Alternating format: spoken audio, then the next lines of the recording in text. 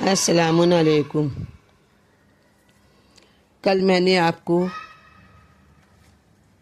کریم، سخی، بخیل کے بارے میں بتایا تھا۔ آج میں آپ کو اس کے آگے لئیم کی وضاحت بتا رہی ہوں۔ تو پہلے سخاوت کے بارے میں سنیے جو بیچ میں رہ گیا تھا۔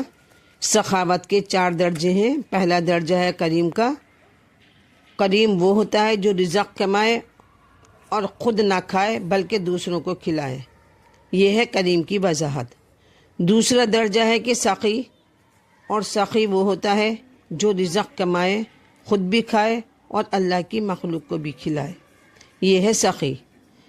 اب تیسرا درجہ ہے بخیل کا، یعنی بخیل وہ ہوتا ہے جو رزق کمائے، خود تو کھائے مگر مخلوق کے خدا کو نہ کھلائے، یہ ہے بخیل۔ اب چوتھا درجہ آپ کو بتانا رہ گیا تھا، وہ سنیے۔ چوتھا درجہ ہے لئیم کا۔ بس لئیم وہ ہوتا ہے جو رزق کمائے، نہ خود کھائے نہ کسی کو کھلائے، بس صندوق میں جوڑ کے ہی مر جائے، اسے کہتے ہیں لئیم۔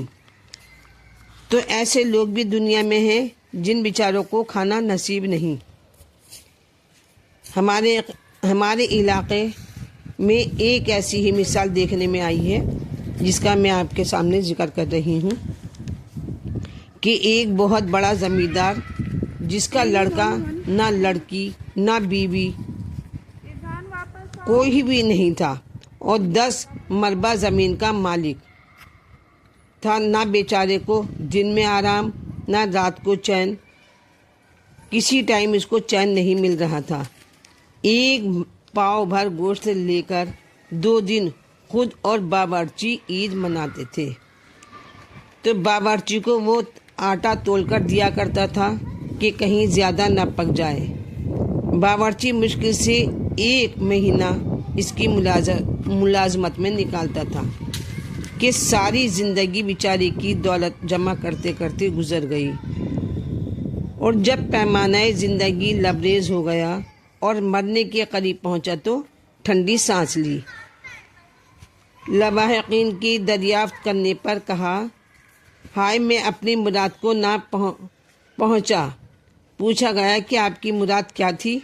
کہا کہ 10 لاکھ روپے جمع کرنے کی تمنا تھی، مگر نہ پوری کر سکا، نہ مراد ہی جا رہا ہوں۔ تو لواحقین نے پوچھا کہ کتنے کم ہیں؟ کہا 10-15 ہزار ہی تو کم ہیں۔ اب لواحقین نے اپنی طرف سے رقم ڈال کر پوری کر کے اس کو دکھلا دیے۔ بس 10 لاکھ کی رقم دیکھ کر خدا کا شکر ادا کیا اور اپنے آپ کو ملک الموت کے حوالے کر دیا۔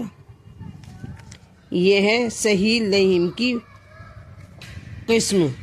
تو ان 4 قسموں میں مومن سخی ہیں اور حیدر کرار کریم ہیں، بلکہ ابن کریم ہیں۔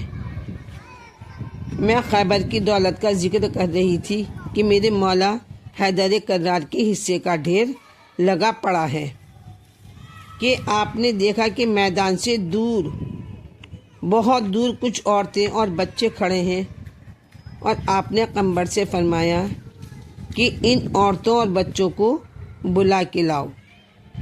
جب عورتیں حاضر ہوئیں تو حضرت نے فرمایا کہ بیویوں، کیا تمہاری کوئی غرض ہے؟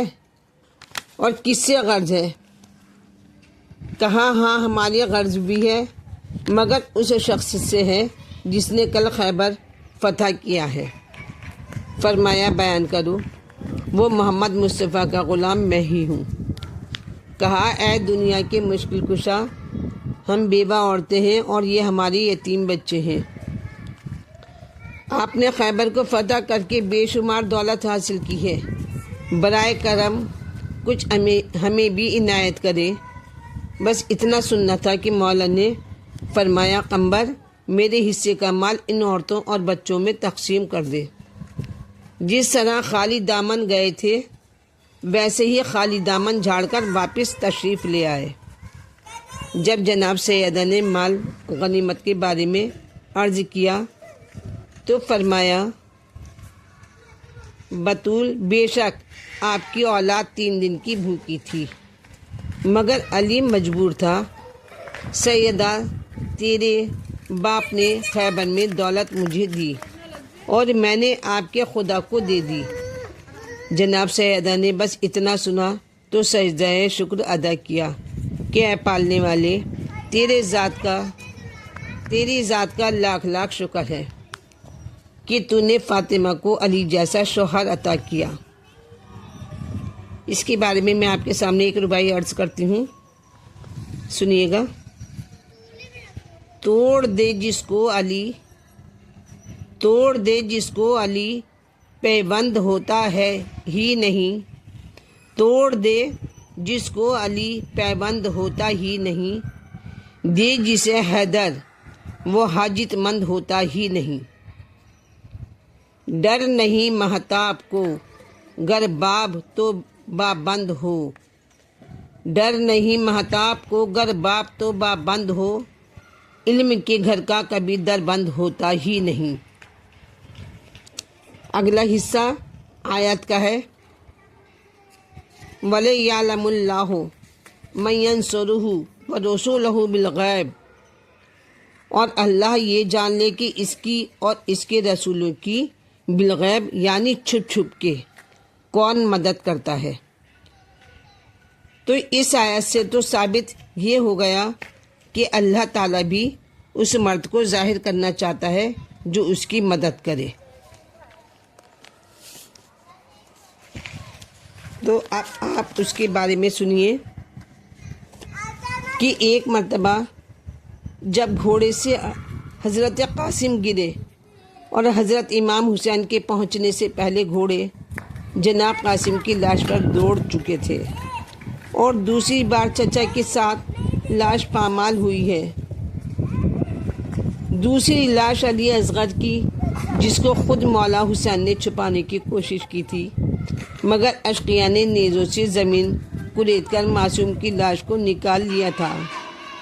اگر جناب قاسم 2 مرتبہ پامال ہوئے تو علی اصغر بھی 2 مرتبہ شہید ہوئے، ایک مرتبہ حضور اللہ کے تیر سے اور دوسری مرتبہ شمری کے خنجر سے، اور اصغر کا گلا جدا ہوا ہے، اور 2 لاشیں جناب ثانیہ زہرا کے فرزند اون محمد کی تھیں جن کے حمایتی نہ نکل سکے، اور 5ویں لاش میرے مظلوم امام کی تھی جس پر مسلمانوں نے گھوڑے دوڑائے۔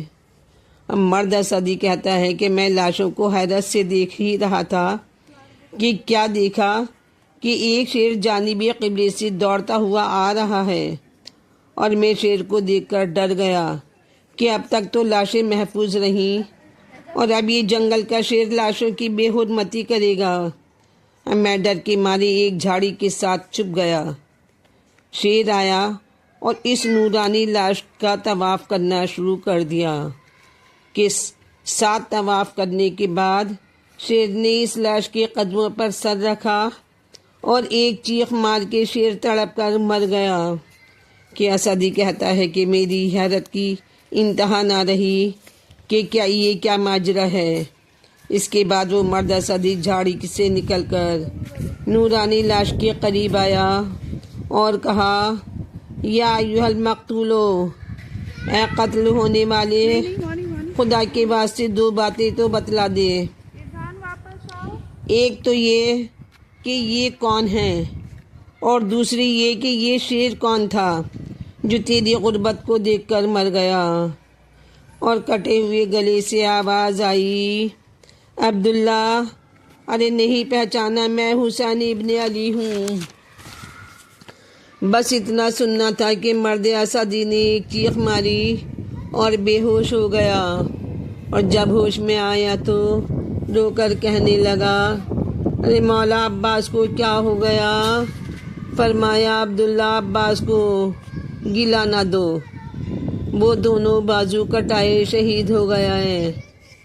اس کے بعد بس عبداللہ نے عرض کی، مولا یہ شیر کون تھا جو مر گیا؟ فرمایا، عبداللہ، ارے یہ میرے بچپن کا ساتھی تھا، مدینے میں یہ میرے ساتھ کھیلتا تھا۔ جب کچھ بڑا ہوا تو لوگوں نے میرے نانے سے عرض کی کہ ہمیں حسین کے شیر سے ڈر لگتا ہے، اور میں نے شیر سے کہا ابو الحارث تو جنگل کو نکل جا اور کربلا کے جنگل میں قیام رکھنا۔ ابو الحارث ایک وقت ایسا آئے گا کہ جب میری ماں فضہ میری بیٹی سکینہ تجھے بلائے تو تو آ جانا۔ عبداللہ ابو الحارث اس جنگل میں آ گیا۔ ہم بھی 2 محرم کو اس میدان صحرا میں وارد ہوئے اور 10ویں محرم کو میرے عزیز و اقارب قتل ہو گئے اور دشمنوں نے ہماری لاشوں پر گھوڑے دوڑانے چاہے تو میری فوج کے ننھیال وغیرہ سے کوئی نہ کوئی رشتہ دار نکلا اور عمر بن سعد سے کہہ کر لاشوں کو اٹھایا۔ عبداللہ ارے ہم 5 مظلوموں کے وارثوں کی کسی نے نہ سنی اور جب ہماری لاشوں پر گھوڑے دوڑانے لگے تو مجبور ہو کر میری ماں فضہ میری بیٹی سکینہ جنگل کو نکل گئیں اور آواز دی اے ابو الحارث آ اور میرے بابا کی لاش کی حفاظت فرما۔ مگر ابو الحارث کے آنے سے پہلے ہماری لاشیں پامال ہو چکی تھیں کہ میں نے شیر سے کہا اے ابو الحارث اب ایسا کرنا کہ دن کو میرے مظلوم بہن کے قافلے کے ساتھ رہا کرنا اور رات کو آ کر مجھے حال بتلایا کرنا کہ کہیں زینب گھبرائی تو نہیں، کسی بچے کی موت پر زینب نے امت کو بددعا تو نہیں کر دی، ہجوم کو دیکھ کر ارے زینب کا دل تو نہیں گھبرا گیا۔ عبداللہ یہ شیر دن کو قیدیوں کے ساتھ رہتا ہے اور رات کو میری لاش کا پہرا دیتا ہے۔ عبداللہ نے عرض کی مولا یہ آج کیوں آ کر مر گیا ہے؟ بس یہ سننا تھا کہ مظلوم کی لاش تڑپی اور آواز آئی ہائے غریبی ہائے غریبی۔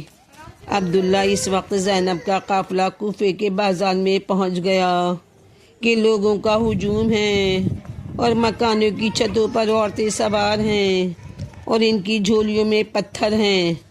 عبداللہ ارے محمد کی بیٹیاں سر کھلے شترانے بے کجاوا پر اور بازار سے گزر رہی ہیں اور لوگ تماشائی بن کر کھڑے ہیں اور ایک دوسرے سے کہتے ہیں ارے یہ باغی کی بہن آ گئی ہے۔ اس حالت کو دیکھ کر شیر کا جگر پھٹ گیا اور میرے پاس آ کر حال سنایا اور چیخ مار کے مر گیا کہ حسین تو جان اور زینب جانے، تیرے نانے کی امت کا ستم مجھ سے نہیں دیکھا جا سکتا، اور تڑپ کر مر گیا۔ جنگل کے حیوانوں سے تو رسول زادیوں کی حالت دیکھی نہ گئی مگر مسلمانوں نے اولاد رسول کو رلا رلا کر مارا۔ منقول ہے کہ جب قافلہ آل محمد کا کوفے کے بازار میں پہنچا تو کثرت سے ہجوم کو دیکھ کر ایک مرتبہ جناب زینب نے ارشاد فرمایا کہ چپ رہو۔ بس اس اشارے کی یہ تاثیر تھی کہ لوگوں کے سینوں میں سانس رک گئی، اونٹوں کی گھنٹیوں کی آوازیں بند ہو گئیں اور کائنات میں سناٹا چھا گیا۔ تو جناب زینب نے ایک طویل خطبہ دیا جس میں آل محمد کی طہارت و فضیلت کو بیان فرمایا اور اشقیاء پر لعنت کیا۔ سلسلہ کلام کو جاری رکھتے ہوئے فرمایا او کوفے والو، ارے تمہارے لیے ہلاکت و بربادی ہو، تمہاری کوئی امید بر نہ آئے اور تمہارے ہاتھ قلم ہو جائیں، تمہاری تجارت برباد ہو جائے اور تم غضب الہی میں گرفتار ہو، بس تم پر ذلت و رسوائی کی مار ہو۔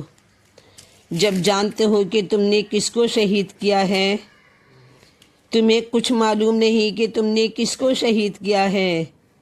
ارے وہ جو مصیبتوں کے وقت جائے پناہ تھا، جو راہ ہدایت دکھانے کے لیے ایک نورانی منارہ تھا اور جو سنت رسول کا پیشوا تھا، جو کشتی اسلام کا ناخدا تھا۔ ارے جو وارث دین مصطفیٰ تھا، راوی کہتا ہے کہ باخدا میں نے دیکھا کہ سب لوگ یہ کلام سن کر متحیر ہو گئے اور بے اختیار روتے تھے اور اپنی انگلیاں منہ میں دبائے ہوئے تھے کہ ایک پیر مرد میرے پہلو میں کھڑا بہت رو رہا تھا کہ اس کی داڑھی آنسو سے تر ہو گئی تھی کہ کیا کہتا تھا، ارے میرے ماں باپ آپ پر فدا ہوں، تمہارے بوڑھے تمام بوڑھوں سے بہتر اور تمہاری جوان تمام جوانوں سے افضل، اور تمہاری عورتیں زنانیں عالم کی سردار، تمہاری نسل کائنات کی بہترین نسل ہے اور کبھی بھی تم عاجز و ذلیل نہیں ہوگے۔ بس اس واقعات نے ثابت کر دیا کہ حسین ابن علی کی فتح مبین ہے اور یزید عنید پلید ہمیشہ ہمیشہ کے لیے ملعون و مردود ہے۔ ایک شعر عرض ہے آپ کے سامنے، اس دبدبے سے فتح کیا روم و شام کو، اس دبدبے سے فتح کیا روم و شام کو، حکم جہاد پھر نہ ہوا نو امام کو، حکم جہاد پھر نہ ہوا نو امام کو۔ جو بھی میری ویڈیو دیکھ رہے ہیں وہ میرے چینل کو لائک کریں، سبسکرائب کریں، شیئر کریں۔